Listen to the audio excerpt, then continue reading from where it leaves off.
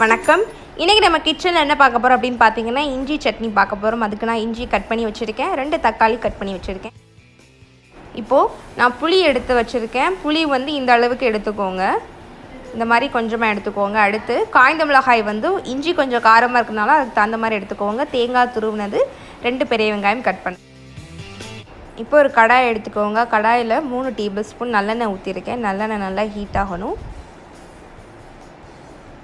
இப்போது நல்லெண்ணெய் ஹீட் ஆயிடுச்சு. நான் இது கூட கடுகு 1/2 ஸ்பூன் சேர்த்துக்கிறேன். இப்போது கடுகு நல்லா பொரிஞ்சிருச்சு. நம்ம இது கூட உளுந்து சேர்த்துக்கலாம். உளுந்து நல்லா பொரியட்டும்.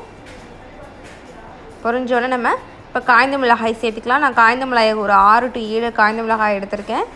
அடுத்து பெரிய வெங்காயமும் சேர்த்துடலாம். சேர்த்துட்டு இது ரெண்டையுமே நல்லா வதக்கிப்போம். வெங்காயம் காய்ந்த மிளகாய் நல்லா வதங்கிடுச்சு. இது கூட நம்ம ஃப்ரெஷ் கருவேப்பிலை சேர்த்துக்கலாம். சேர்த்துட்டு அதையும் நல்லா வதக்கிப்போம்.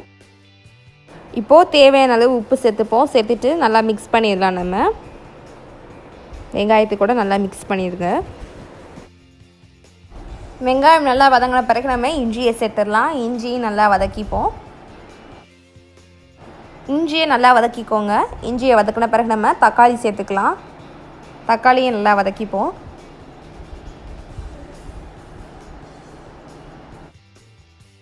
புளி எடுத்துக்கோங்க. நான் காமிச்சேன்ல அந்த அளவுக்கு புளி எடுத்துக்கோங்க. அடுத்து தேங்காய் துருவினது எல்லாத்தையுமே இப்போ நம்ம நல்லா வதக்கிடுவோம். மொத்தமாக தேங்காய் துருவினது எல்லாத்தையுமே நல்லா வதக்கிக்கணும். நம்ம இதை வதக்கிட்டு கொஞ்சம் நேரம் ஆற வைக்க போகிறோம். இப்போது நல்லா வதக்கியாச்சு. இதை நம்ம 5 minutes ஆற வைக்க போகிறோம். ஆற வச்ச பிறகு நம்ம மிக்சியில் போட்டு அரைச்சி எடுத்துக்கலாம்.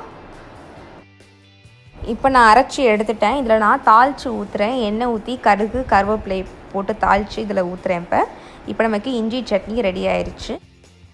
இப்போது சுவையான இஞ்சி சட்னி ரெடி ஆயிடுச்சு. நீங்கள் இதை கண்டிப்பாக வீட்டில் ட்ரை பண்ணி பார்க்கணும். இதை நீங்கள் தோசைக்கு, சாதத்துக்கு, இட்லிக்கு எல்லாத்துக்குமே வச்சு சாப்பிட்லாம். ரொம்ப டேஸ்ட்டாக இருக்கும். இதே மாதிரி எங்கள் சேனலில் நான் நிறைய சட்னி வகை போட்டிருக்கேன்.